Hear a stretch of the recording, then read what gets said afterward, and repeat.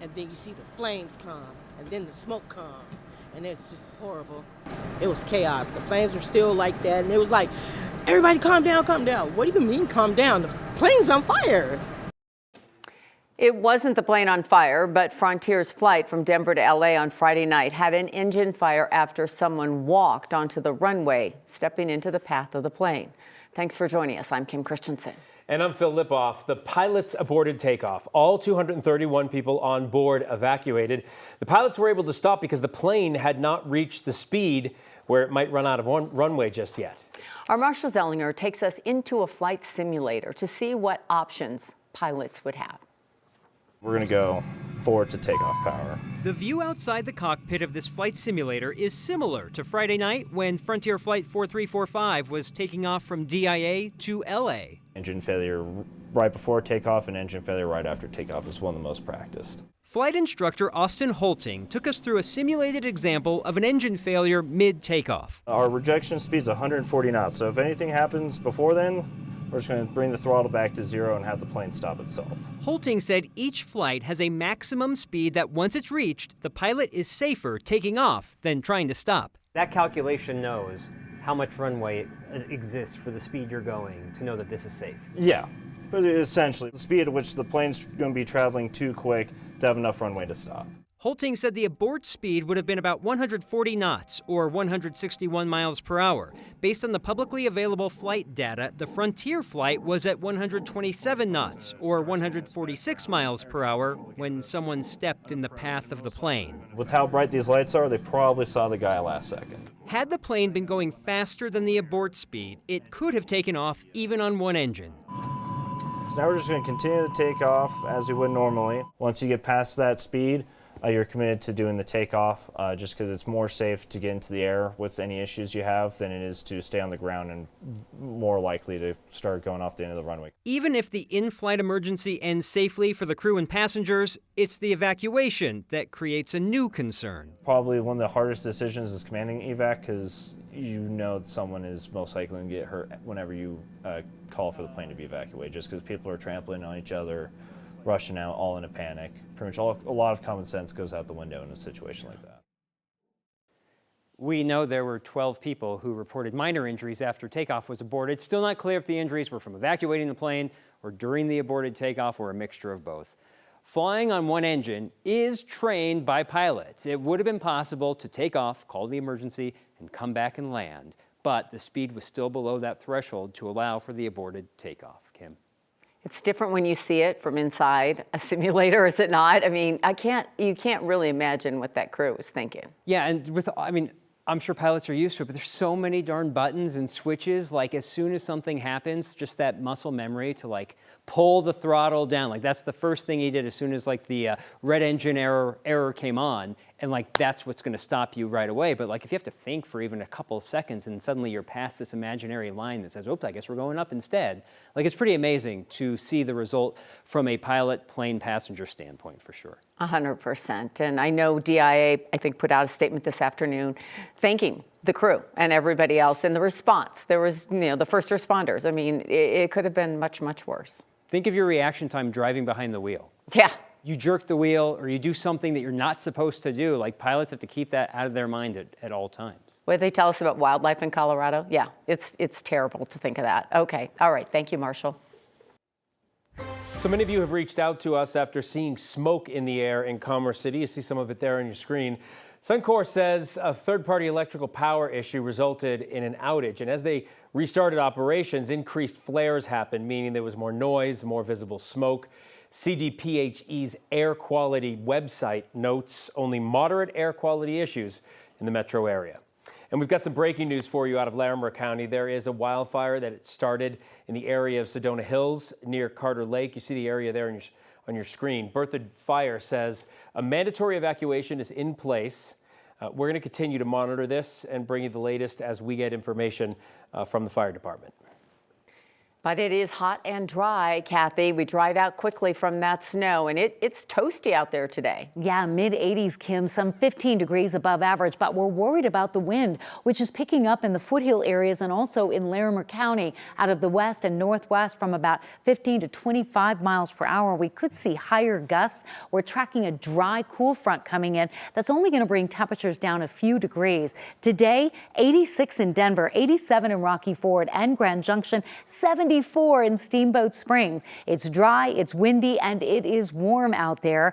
And looking around the area, hard to see really much in the way of cloud cover, but you can see the trees are blowing a little bit. And this is a weak front that's going to come in as more of a wind shift than anything else. There'll be a few high clouds at market as it moves through. A second one coming in later in the week may offer a little bit of moisture to the mountains, but Denver will see wind and a warm weather trend all week long. So now we're in the mid-80s. We'll stay in the 70s till maybe 10 o'clock tonight, and the sun doesn't set till 8 this time of year. So kind of an early preview of summer, but this pattern also means the potential for record high temperatures on multiple days.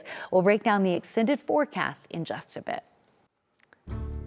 Thanks, Kathy. And new into our newsroom this afternoon, a police chief in one small Weld County town is off the job, at least for now.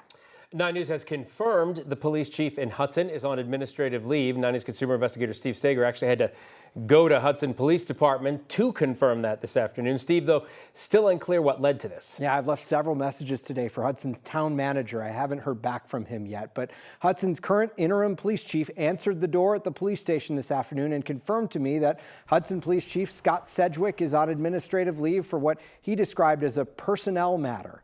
According to his LinkedIn page, Sedgwick has been the chief of Hudson Police Department since 2022. Now, on the Crime Watch page for the Hudson Police Department, it already reads Interim Police Chief Kevin Jamieson. Sedgwick has most recently been getting some questions from the public for the town's decision to place a speed camera on the northbound side of County Road 49. Steve on your sides told you about this over the last couple of weeks. At a meeting in mid-April, Sedgwick told the town council that camera was writing an average of 1,000 tickets a day, which is about 20% of the traffic that passes by that camera every day. It's unclear if that controversial camera has anything to do with this sudden personnel matter.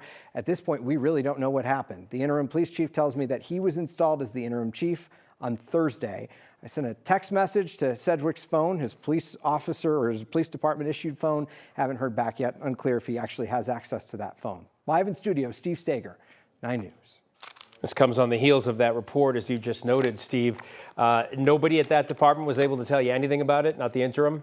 Well, the interim chief just said he couldn't elaborate on it, just called it a personnel matter. We are working to get some more records and continue that reporting on that camera. We've been unable to get a number of tickets. We were told today that we might be able to get that clarified and worked out and kind of get an idea of how many tickets that camera wrote. Interesting. All right, Steve, thank you.